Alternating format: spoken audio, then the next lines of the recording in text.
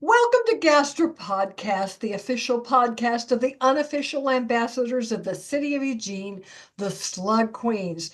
This is your chance to take a peek underneath the crowns and get to know the real people behind the sequins and learn about the community issues we're involved in and that are important to us. I'm Leanne Joshua, aka Queen Glow, and I'll be your host for these conversations about how we can work and play together and make our city a more just, supportive, and fun place for everyone. And I'm so excited today to have Jilynn Cherish. I have a little bit of thing in my throat today, aka Queen Jubilee Hedonista, right? Did I get all of those names? You've got me correct. You know me. There's a lot of names there. And we're going to talk about one of my favorite subjects today, and that is libraries. Welcome. Thank you for such a lovely welcome. I'm going to start out with why I'm connected with libraries. Yes. I was raised by a reference librarian, and my father was a handyman, but he was a philosopher and a debater and a person who carried, dissent is patriotic buttons. He liked to push buttons, so he was a deep thinker. When I wanted him to read stories to me, he would choose The Prophet rather than Shel Silverstein or something that I was interested in. Little So Gibran, yes. it was beautiful, and I didn't know it because I was frustrated because I wanted my silly stories. And silliness is important, but he taught me things too. Anyhow, for the last, I'm nearing up on 20 years, I have been an employee at Eugene Public Library. I put the books away, run their fancy sorting machine. It's the bottom of the pyramid theoretically as far as like library status, but we're not really about status in the libraries. We just all, put our work in. But I'm not on the desks. I get to be all over the building, handling the materials. I get to see people and help them, but also I'm not front and center facing patrons. I I really admire all librarians. In fact, I thought I might become a librarian when I was younger because I spent so much time. I have always said that if you put an old card catalog behind a wall and asked me to identify what it was by smell alone, I could do it. Ooh, yes, the card catalog, the feel, and the we still have in EPL we actually have the card catalog taken from the old Olive Street building. It's up on the second floor, and what we use it for now is our seed library. A few of Oh, our librarians in the last couple years have gotten a community exchange, set up for seed library. So come spring, you can choose little packets of seeds to try things out. Like if you want to try watermelon, but I don't know, our season is short, or you don't want a whole package to commit to, you can take just a little package with 3 or 4 seeds and give it a try. that's It's one just of the one of the many things that you can find in the Eugene Public Library. I mean, people think of libraries as places for books, which they are, and the American literacy rate has really declined in the past 40 years or so, and we really need to be encouraging kids to read books. But there's so many other things going on at the Eugene Public Library. at all libraries. I mean, libraries, the idea of libraries from the start was a sharing of information and resources that an individual may or may not be able to collect on their own. And so what those resources are, those sources of information, is a changing point, especially with the landscape of the internet coming along.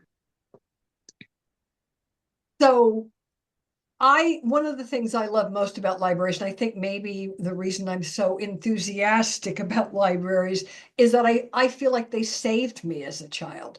They were a safe place for me to be. And I think that's an even more valuable aspect of libraries right now when a lot of people are feeling they don't have a home or they don't have a place where they can connect with community or they don't have a place that's warm when it's cold. All of those things, I completely agree. And almost all, I'm not going to say all modern libraryship, but like it's very much in the current library ethos to be a provider of all the things that we might be lacking. And that includes opportunities to have like community outside of church or school or work, outside of a home, which may not be safe or may not exist at all. And, looking at the world right now, space, like physical space to sit in and be in for free, is becoming a rare resource. So we are providing all of those things on top of access to information and books and things. We have so many things. It's lovely. Don't you have a library of things? We do have a library of things. So if you need a sewing machine or a magnifying glass, or you want to try a board game, we have such a variety of things that you can check out. Included in that are like family passes for the Raptor Center, or for camping, or for some of our local museums, like, Shelton McMurphy House, or Jordan Schnitzer Museum. All these things are very popular and very used, but like they are things that you can get in line for and get access to, with even if you don't have, money. It's That's an amazing thing because so many people, and even if you do have a little money, you don't want to spend it on things you don't necessarily need to have. I think as a society, we have fallen so deeply into consumerism, we think we need to have the thing just because we need to use it once. And right. it's not true. It's definitely saved me a few times. There's been instruments that I'm like, oh, I'm very ADHD, so my interests change quickly. And so like I got in line for one of a tongue drum, and when I brought it home, I was like, oh, this is lovely. I enjoyed it for 5, 10 minutes. And then I was like, oh, it's a good thing I didn't spend $80 to get myself one of these. I really love it, and I don't need to own one. Yeah, it's a really good way to see if that's something you want to have in your life because okay, I want to talk about your shirt. Oh, my Band band books supply. bag shirt. So, I'm with more and more places, school libraries in particular across the country that are not able to share the kinds of books that I believe kids should be reading, and more governments trying to antagonize librarians for even carrying anything. I believe that librarians are carrying a bigger burden on their shoulders to try to educate and provide us true history and just allow us to explore our creativity through books that are being banned. It is an interesting situation for sure. And like, so libraries have always been like protectors of information, education in a sort of democratic way. And yet that landscape has shifted over the years. I mean, it used to be for some of the first libraries, the books were locked behind cupboards and are your hands clean? I'm not sure whether we should let you touch them. But certainly in the era that we're in now, we are very much on, I don't know, in the crosshairs of attention when people are looking to restrict ideas. But, information wants to be free, information wants to spread or be explored. And libraries in general collect people who are deep thinkers or questioners or folks who want to protect and also champion new ideas or different ways of looking at the world, or just a little bit of happy escapism. All these things are very important, and the stories are, so essential to our humanity. So to limit what that picture looks like just goes against anything most librarians feel these days. And it stops people from seeing representation of themselves if Indeed. because the types of books. I was thinking when you were talking, there's a book by Richard Brautigan who wrote in the 70s, and he's most famous for I probably In Watermelon Sugar, which is a collection of poetry. Mhm. But there's a book called The Abortion, which is a little bit about that, but mostly it's about this library that is run where people can hand write their own books, including children, and put them on the shelves of this library. Oh, And lovely. this person has this job of having to take out some of the books and put them in a cave where they are saved. But if you have written any kind of book, you can take it to this library and put it on the shelves. And I've reread that book about 8 times because I really love the idea. As a writer myself, I know there are so many people out there writing who would love to see their work, in the Mhm. hands of somebody else. And that's another thing that when you ban books is that people who are really expressing something deep and important to them are not getting their work into the hands of the people who want to be reading that kind of stuff. Right. A lot of politicians, I feel like these days, like to sort of dismiss libraries as a needed resource because, oh, we've got, Amazon. You can order a book for so cheap on Amazon, or, there's so many, you've got the internet. What do you need a library for? But, um, but just the curated spectrum of what is available, the community resource of what is available is incomparable to, an online marketplace.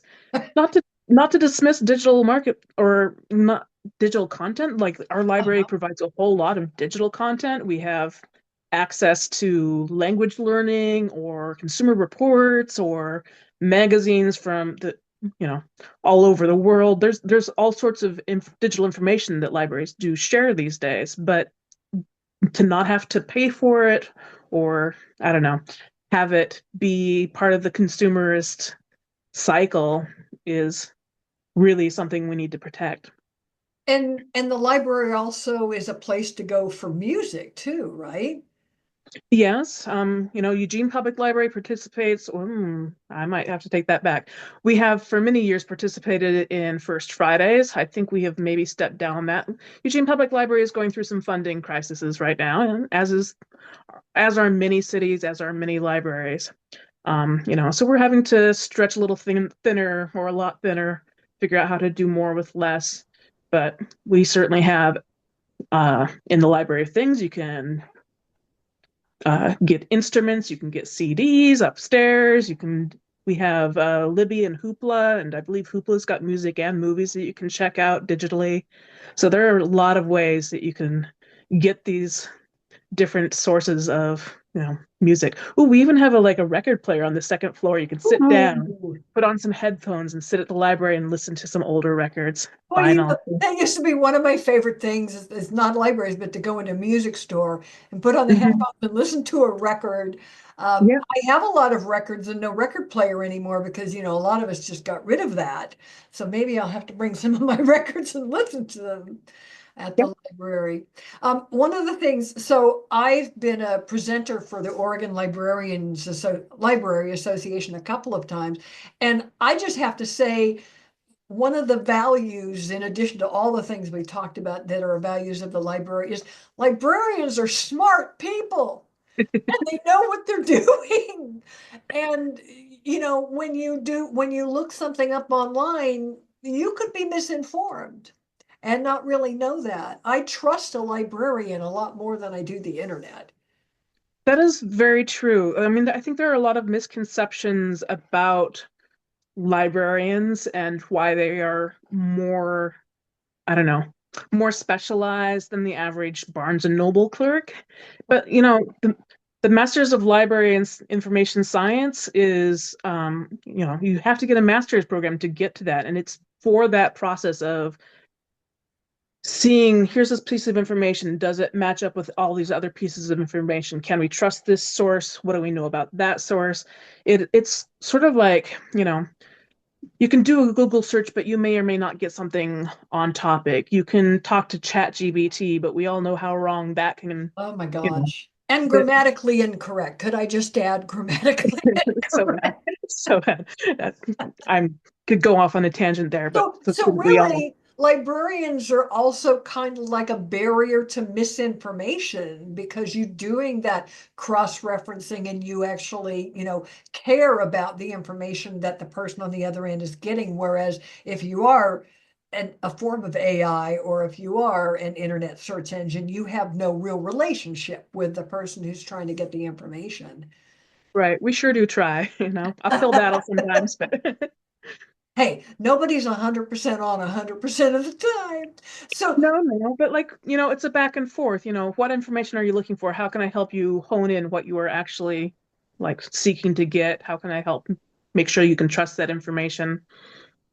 And sometimes it's simple as like, where's the bathroom? Or why isn't my computer doing the thing I want it to right now? We're there to try and help.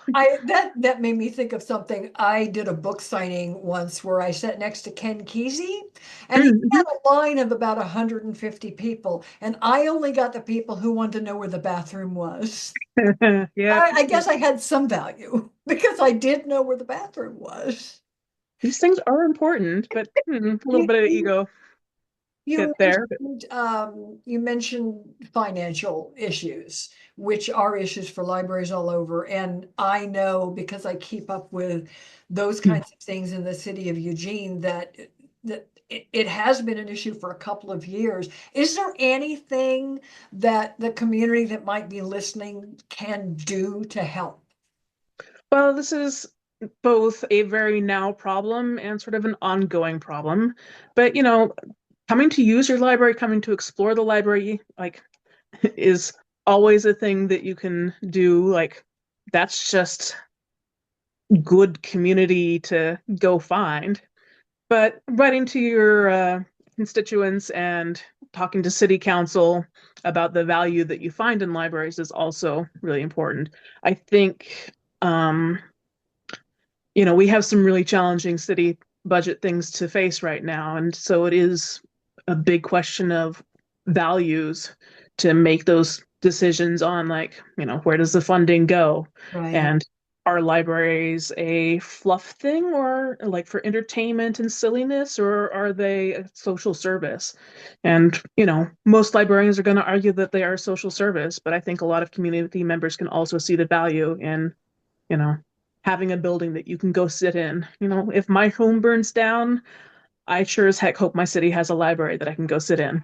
Absolutely. And you can not only sit there, you can be informed there and you can get on the internet there because Right. I today's can, life requires internet. And there are a lot of people who don't have personal access to the internet, and the right. library provides that. We Uh, do. We have hotspots even. You can check a hotspot out and take it home with you. Wow, that's amazing. And so I follow the library on Facebook, of course, and I see all of the programming for children and for preteens and for teenagers, and even some creative um, classes, et cetera, for adults. And is this a way that the library has always been, or is this more something that we're trying to get more people through the doors so they understand the community aspects of the library? I would say it's a thing that we have always tried to do. I mean, at least in my time in the libraries, I don't know. I feel like even like older school libraries would have, lectures happening and, you could go hear the grand astronomer, whoever's ideas. I mean, libraries are a place for big ideas and discourse about them. But especially in modern libraryship, we try to be more of a community center almost. I mean, Eugene has community centers and you can take classes and have gatherings, but again, most of those tend to cost some money to attend. And so we like to have programs that can be relevant to the now or our community's needs. We try to speak to those things and give space for people to gather and find each other that is not, you know, attached to a church or, you know, or a financial organization. Like, I don't know. There's so many ways to be active in your community, but there are so many lonely people as well. And we try to make space where And people can come. there are some of us who don't want to go in some of those other arenas, who Right. prefer a secular, non-political space to be in a library. I also just wanted to give a shout out. So I have been part of the Eugene Authors events for the past, I don't Hmm. know, 25 years. And Bill Sullivan, who is a great local author, Mhm. is a great fundraiser for the Eugene Public Library Foundation. And there are people out there who are doing things like that to raise funds in that manner. Is there anything that, could be added to that in terms of fundraising for the library from a non-governmental aspect? I mean, I We don't know. we have very strong support from the Friends of the Library, which is a little bit more of a grassroots, informal, like they run the library book sale and several In book sales there. throughout the year. Yep, they are good folks. And then we have the Library Foundation that goes through a little bit more of the more corporate channels or a little bit more formal, like long-term giving, that sort of thing. Both of those organizations work in tandem with us, but are not part of the Eugene Public Library. They are, supporters of. And, there's always opportunities, like if you can't give financially, you can come volunteer. Um, and Excellent suggestion. I didn't know you could volunteer at the library. you can. There's a whole volunteer crew. There's all sorts of roles within. I mean, just come and shelf read. We need help keeping the books in order or pulling holds. People who put books on reserve, they sometimes need to be pulled off the shelves. There are a bunch of different ways that you can serve in the library as a volunteer. Excellent. Well, I think we'll end on that. I appreciate you have. I thought I knew a lot about the Eugene Public Library, but you told me like six things I didn't know. So, But wait, there's more. I know, right? It's such a great resource for our community. So, do whatever you can to support our local library and just libraries in general. So, thank you for listening to Gastro Podcast. We hope that you learned a little. I did, laughed a bit. I laughed way too much and felt inspired to build community. And remember, take things slowly and leave a glittery trail wherever you go.